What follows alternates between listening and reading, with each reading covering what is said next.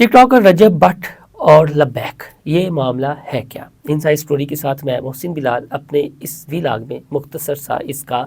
جائزہ لیں گے، کیونکہ اب وہ افراد، وہ شخصیات، وہ صحافی بھی باتیں کر رہے ہیں اور لبیک کے موقف کو درست قرار دے رہے ہیں، جو ماضی میں کسی نہ کسی معاملے پر لبیک کو حرف تنقید بنایا کرتے تھے۔ دیکھیں، رجب بٹ ٹک ٹاکر ہے، سوشل میڈیا کی پرسنالٹی ہے، ٹھیک ہے، اس کا اپنا ایک حلقہ احباب ہے، اس کی فین فالوئنگ ہے، لیکن یہ جو فیملی ویلاگرز ہیں یہ اپنی حدیں بھی کراس کر جاتے ہیں۔ پہلے اپنی فیملی کے حوالے سے انہوں نے حدیں کراس کی، اور اب یہ اتنے منہ زور گھوڑے ہو گئے ہیں کہ یہ نوس رسالت صلی اللہ علیہ وآلہ وسلم جیسا جو حساس معاملہ ہے، جو ہمارے ایمان کا حصہ ہے، اب یہ اس طرح کی ویڈیوز بناتے ہیں۔ جب ویڈیوز بناتے ہیں اور اس کے بعد یہ سوشل میڈیا پر جب ایشو اٹھتا ہے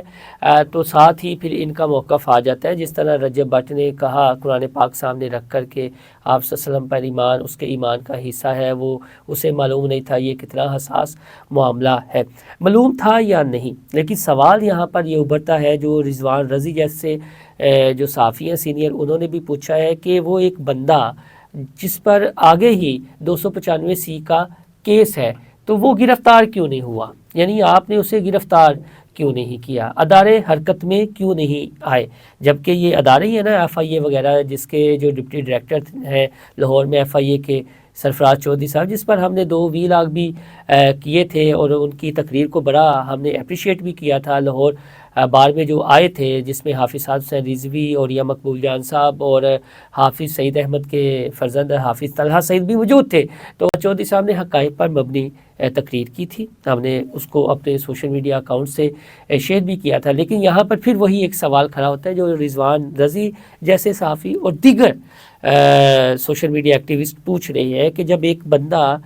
ایسی حرکت کا مرتکب ہے، اس پر یہ کیس چل رہا ہے، تو پھر اس کے خلاف قانونی چارہ جوئی کیوں نہیں کی گئی؟ اس کے جو سہولت کار ہیں وہ کیا ملک میں پھر کوئی آگ لگانا چاہتے ہیں؟ کیا وہ چاہتے ہیں کہ ملک کا امن و امان خراب ہو؟ اسے گرفت میں کیوں نہیں لیا گیا؟ بس آپ نے ایک ویڈیو بنائی، پہلے کہا جی کہ سندھو موسے والا میرا آئیڈیل ہے، میرا استاد ہے، بعد میں جب یہ ریاکشن آیا سوشل میڈیا پہ اس پر پرفیوم کو لے کر بھی، تو بعد میں آپ نے ایک ویڈیو بنا دی۔ ہم نے اس عمل کو بھی اپریشیٹ کیا، ہم نے یہ نہیں کہا کہ آپ اس کا گھیراؤ کریں یا، لیکن سوال تو پھر گھروں میں بیٹھے اس جیسے ٹک ٹاکرز کی سہولت کاری کرتے ہیں۔ مسئلہ یہ ہے، یہ جو فیملی ویلاگرز ہیں، جو یہ معاشرے کی نارمز کی دھجیاں اڑا رہے ہیں، یہ اتنے منہ زور گھوڑے ہیں کہ ان کا مکو ٹھپنے والا کوئی نہیں ہے۔ اور جب کوئی ریلیجیس جماعت یا اس کے کارکن یا سوشل میڈیا ایکٹیوسٹ جو ان سے وابستہ ہیں یہ ایشو اٹھاتے ہیں، تو پھر یہ کہا جاتا ہے جی کہ ہو ملک میں پتہ نہیں یہ مذہبی انتہا پسندی آ گئی ہے یا کیا ہو گیا ہے، لیکن وہ جینون ایشو اٹھاتے ہیں نا۔ اب لبیک ہے، لبیک کی بنیاد تو یک نکاتی منشور پر ہے کہ ناموس رسالت صلی اللہ علیہ وآلہ وسلم کے یہ پہرے دار ہیں، ناموس رسالت صلی اللہ علیہ وآلہ وسلم کا تحفظ کریں گے، اور جہاں پر دیکھیں گے کہ کچھ غلط ہو رہا ہے اس کے خلاف آواز بلند کریں گے۔ تو لبیک کے جو سوشل میڈیا ایکٹیوسٹ ہیں انہوں نے یہ ٹرینڈ چلایا، اس کے بعد بھی ادارے حرکت میں نہیں آئے۔ میں اداروں کو دیکھیں، ایک ذمہ دار شہری ہونے کے ناطے تو ہمیں یہ بات کرنی چاہیے نا کہ ایک بندہ جس پر یہ کیس ہے وہ کیسے اپنا ایک برانڈ لانچ کر سکتا ہے اور بعد میں وہ طنز کرے؟ یہ ایک سوچی سمجھی سازش ہے۔ میں بار بار اس پر ہم نے کئی ویلاگ کیے ہوئے ہیں، اور ایک سروے بھی باقاعدہ آیا کہ پاکستان کے 75 سال کو اگر دیکھا جائے اور بلاسفیمی کیسز کو دیکھا جائے تو جو پہلے 25 سال تھے اس میں تقریباً 8 کیسز تھے، اس کے بعد جو 25 سال تھے اس میں تقریباً 15، اور یہ جو 25 سال ہے جو ہمارے والی جنریشن ہے، 15,000 سے زائد جو ہیں وہ کیسز ہیں۔ اور ایک ایسے موقع پر ڈیجیٹل میڈیا کا دور ہے، اور ایف آئی اے کے جو افسر ہیں سرفراز چودھری صاحب، انہوں نے یہ خود کہا جی کہ ہمارے الگ سے اس حوالے سے سیل بھی بنے ہوئے ہیں، لیکن اس کا نتیجہ کیا نکلا؟ نتیجہ تو ابھی تک کچھ نہیں نکلا۔ نتیجہ تو یہ ہے کہ یہ جو منہ زور گھوڑے ہیں، یہ جو ٹک ٹاکر ہیں، یہ جو فیملی ویلاگر ہیں، یہ نہ صرف معاشرے کی نارمز کو ہٹ کر رہے ہیں، اخلاقیات کو ہٹ کر رہے ہیں، بلکہ اب یہ اتنے منہ زور ہو گئے ہیں کہ سینسیٹیو ایشوز کو بھی یہ ٹچ کرتے ہیں۔ اور پھر جو ایک قادیانی یا ہندی لابی بیٹھی ہوئی ہے جو سوشل میڈیا پر، وہ ان جیسوں کو برانڈ بناتی ہے۔ کل کو یہ کہہ دیں گے جی کہ دیکھیں ہمارے ساتھ زیادتی ہوئی ہے، ہمارے ساتھ مذہبی جماعتوں کے ٹرولرز نے زیادتی کی ہے، ہمارے خلاف ٹرینڈ چلائے گئے ہیں، ہمارے ساتھ یہ ہو گیا وہ ہو گیا۔ اس سے پہلے کہ معاملات خراب ہوں، میں تو اتنی گزارش کروں گا کہ جو قانون نافذ کرنے والے ادارے ہیں ان کو ان موز اور گوروں کے خلاف حرکت میں آنا چاہیے، اور جو ان کے سہولت کار پیچھے بیٹھے ہوئے ہیں ان کو بھی شٹپ کال دینی چاہیے کہ ٹھیک ہے، انف از انف، اب یہ حد آپ نے کراس نہیں کرنی، لیکن یہ حدیں کراس کرے ہیں۔ اب وہ جو لبیک کے تھے رات کو آئے تھے مولانا عاصم رضوی صاحب، ان کو میں نے سنا بھی تھا یہاں جب یہ ہوئی تھی کوئی 14 اگست کے حوالے سے تقریب ہوئی تھی، حافظ سعد حسین رضوی نموس رسالہ صلی اللہ علیہ وآلہ وسلم مارچ تھا، تو سنا تھا وہ بڑے اگریسو ہیں، نوجوان ہیں، اگریسو ہیں، اور وہ نکل پڑے پھر